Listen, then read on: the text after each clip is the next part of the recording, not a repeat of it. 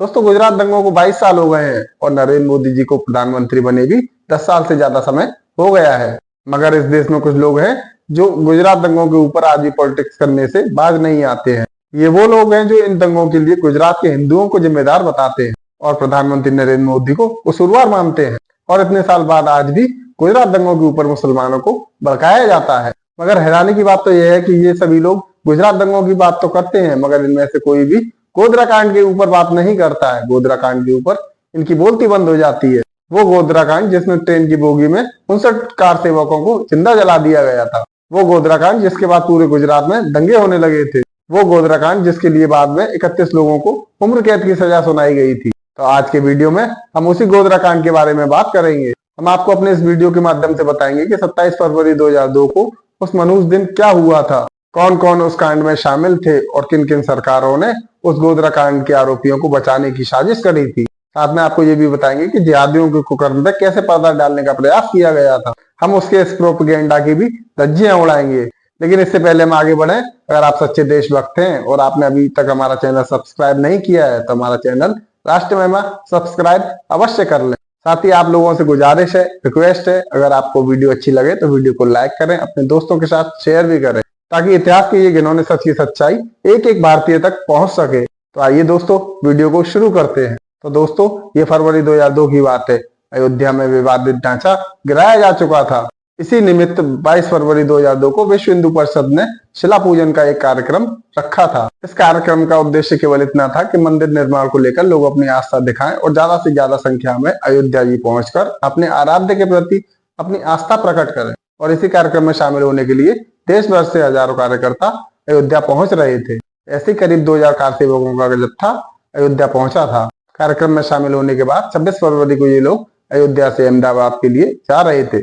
अगले दिन 27 फरवरी को ट्रेन सुबह 7 साढ़े 7 बजे करीब गोधरा स्टेशन पर रुकती है। उस दिन यह ट्रेन अपने तय समय से 3 साढ़े 3 घंटा देरी से चल रही थी और गोधरा स्टेशन से छूटने के बाद कुछ ही दूरी पर पहुंची थी कि कोई चैन खींच देता है और ट्रेन रुक जाती है। तो दोस्तों, उस दिन सच में क्या हुआ था ये तो किसी को नहीं पता है, लेकिन सुप्रीम कोर्ट द्वारा गठित एसआईटी ने जो सुप्रीम कोर्ट में अपने रिपोर्ट पेश करी थी, उसके अनुसार मैं आपको बताता हूँ कि क्या हुआ था। तो एसआईटी के द्वारा बताया गया था कि गाड़ी को 3-4 बार चैन खींचकर रोका गया था और ट्रेन जिस जगह रुकवाई गई थी वहीं पर एक मुस्लिम बस्ती भी थी।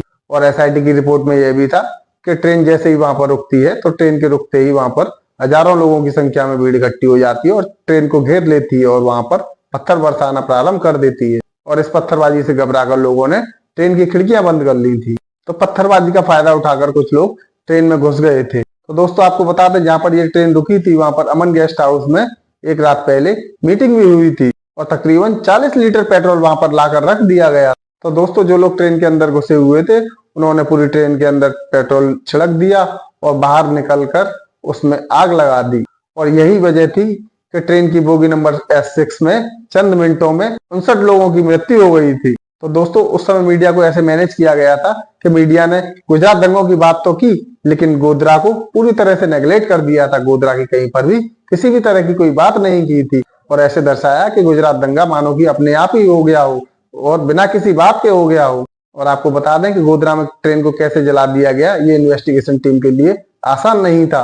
लेफ्ट गैंग ने जानबूझ के कई तरह की थ्योरियां फैला दी थी ताकि सच उन थ्योरीज में उलझ के पलट जाए और किसी को सच पता ही ना चल पाए। कुछ लोगों ने ये खबर फैलाई कि गोधरा कांड कोई साजिश नहीं थी और कहा कि गोधरा पहुंचने से पहले सुबह 6 बजे करीब दाऊद स्टेशन पर ट्रेन रुकी थी और तभी एक मुस्लिम वेंडर ने ट्रेन में चढ़ने की कोशिश की, मगर कार सेवकों ने उसे भगा दिया और उस वेंडर ने गोधरा में अपने लोगों को इस बात की जानकारी दे दी और उन लोगों ने ट्रेन के गोधरा पहुंचने पर उसको बाहर से आग लगा दी। और उस वक्त मामले की जांच कर रहे सीनियर ऑफिसर राकेश अस्थाना जी ने बताया था कि हमें शुरू में ही बाहर से ही ट्रेन को देखकर लग गया था कि इसको बाहर से आग नहीं लगाई गई है।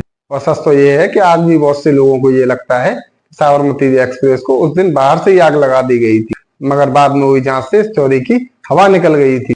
राकेश अस्थाना जी ने अपनी रिपोर्ट में बताया था कि जिस जगह ट्रेन को आग लगाई गई थी वह प्लेटफॉर्म से बाहर की जगह थी और ट्रेन की हालत को जब देखा गया तो पता चला कि ट्रेन के नीचे की हालत वैसी की वैसी थी और ट्रेन में अगर बाहर से आग लगाई गई होती या ट्रेन के ऊपर पेट्रोल बाहर से फेंका गया होता तो खिड़की के आसपास की जगह पहले जली होती और दूसरी बात इन्वेस्टिगेशन में यह सामने आई कि ट्रेन प्लेटफॉर्म के बाहर रुकी हुई थी, इसलिए अगर 6 फुट का आदमी भी होगा तो वह ट्रेन की खिड़की तक आसानी से नहीं पहुंच सकता।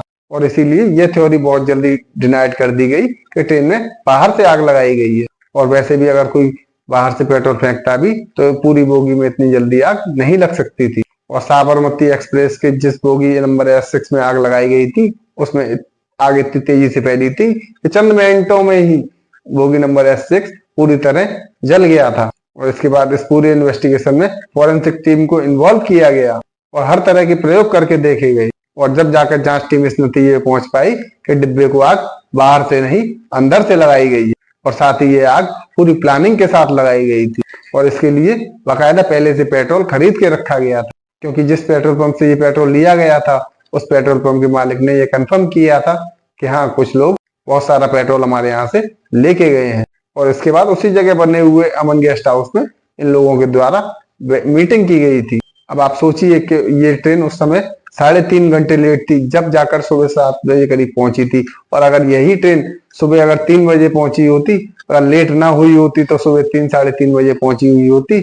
और अगर उस समय अगर ये ट्रेन पहुंचती तो उस समय सभी लोग सो रहे होते और उस समय अगर आग लगाई गई होती तो उस समय क्या स्थिति होती, कितनी भयानक स्थिति होती, आप कल्पना भी नहीं कर सकते ऐसी भयानक स्थिति कि अगर उस समय सभी ट्रेन के सभी लोग सो रहे होते तो किसी को बचने का भी मौका नहीं मिलता और पूरी ट्रेन में आग लग जाती। इसके बाद जैसे जैसे जांच आगे बढ़ी तो गुनहगारों के राज एक एक करके खुलने लगे थे और पता लगा कि इस घटना में कई लोग शामिल थे, जिसमें एक मौलाना उमर जी का नाम भी आया था जिसे इस घटना का मास्टरमाइंड माना गया था। और एक लोकल नेता हाजी बिलाल भी इसमें शामिल था जिसने भीड़ को उकसाया था। रफीक हुसैन भट्ट पे भी आरोप लगा कि इसने ट्रेन पे पेट्रोल फेंका। इसके अलावा फारूक, सलाउद्दीन, अब्दुल सलीम भी इस पूरी घटना में शामिल थे। बाद में इन आरोपियों का लाइट डिटेक्टर टेस्ट भी कराया गया था। आयोग की जांच पर किसी को शक ना हो इसलिए धारा 164 के अंतर्गत जज के सामने इनके बयान दर्ज कराए गए थे, ताकि बाद में कोई आरोप न लगा दे कि पुलिस ने दबाव डालकर इनसे झूठे बयान दिलवाए गए। आपको बता दें दोस्तों कि ये पूरी इन्वेस्टिगेशन उस समय गुजरात कैडर के IPS ऑफिसर राकेश अस्थाना जी ने की थी, जो बाद में CBI के स्पेशल डायरेक्टर भी बने थे। उन्होंने अपनी इस रिपोर्ट को नानावटी आयोग के सामने भी पेश किया था और गुजरात के बाहर कई लोगों ने इस रिपोर्ट के ऊपर सवाल भी उठाए थे, मगर बाद में सुप्रीम कोर्ट के द्वारा बनाई गई SIT भी इस जांच की रिपोर्ट से सहमत हुई और नानावटी आयोग ने जो फाइनल रिपोर्ट दी थी उसमें भी ये माना गया था कि साबरमती एक्सप्रेस के बोगी नंबर S6 में आग लगाई गई थी और वो एक साजिश के तहत लगाई गई थी। 2011 में SIT की अदालत ने इस रिपोर्ट के आधार पर गोधरा में 31 लोगों को दोषी माना था, जिसमें 11 लोगों को फांसी की सजा सुनाई थी और 20 लोगों को उम्र कैद की सजा सुनाई थी। हालांकि गुजरात हाईकोर्ट ने बाद में 11 लोगों की फांसी को भी उम्र कैद में तब्दील कर दिया था। तो दोस्तों ये तो थी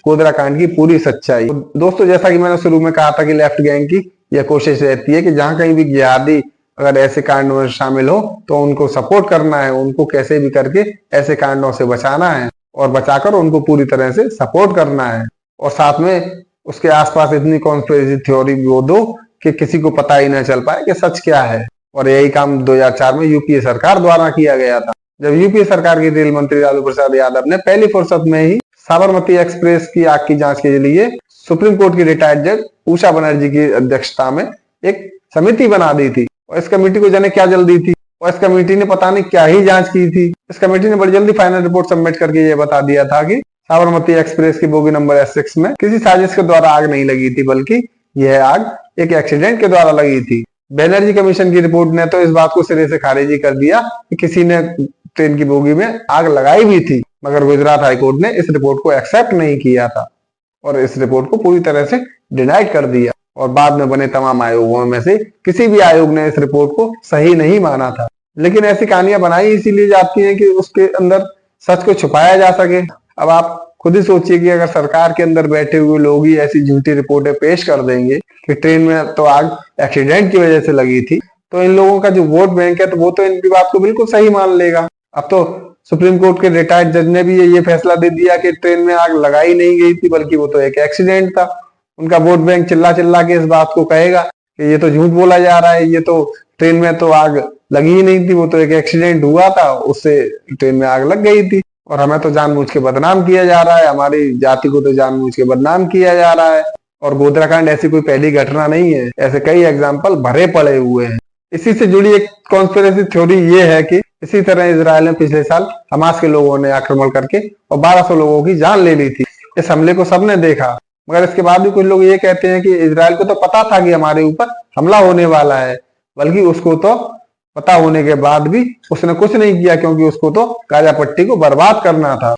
वो तो भला हो 26/11 के टाइम पर कसाब पकड़ा गया, अगर वो नहीं पकड़ा जाता तो कुछ लोग कभी नहीं मानते कि वह हमला एक इस्लामिक हमला था, और जो आतंकी पाकिस्तान से आए थे उन आतंकियों ने हाथों में कलावा पहना हुआ था, और इसी बेस पे बहुत सारे लोग उनको हिंदू भी बता रहे थे।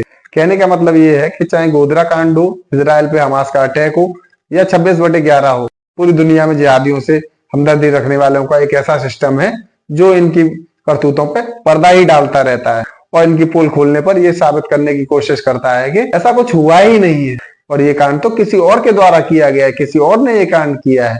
और ऐसा करने के लिए वो कुछ कहानियां बताते हैं ताकि लोग उन कहानियों में उलझ के रह जाएं और सच छिपा ही रह जाए, सच की जानकारी किसी को ना हो पाए। तो दोस्तों, गोधरा को लेकर भी ऐसी बहुत सारी कोशिशें की गई और इसे साजिश माना ही नहीं गया।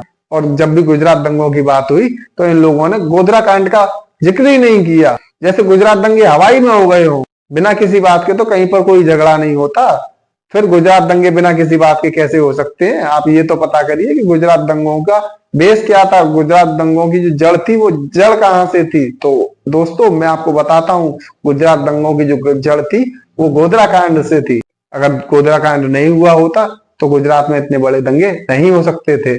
गुजरात दंगे अफसोसजनक थे, मगर गोधरा में जो हुआ वो भी सभी को पता होना चाहिए। और लास्ट में केवल दोस्तों यही कहेंगे, चाहे कितनी भी साजिशें हो जाए, लेकिन सच्चाई छिप नहीं सकती।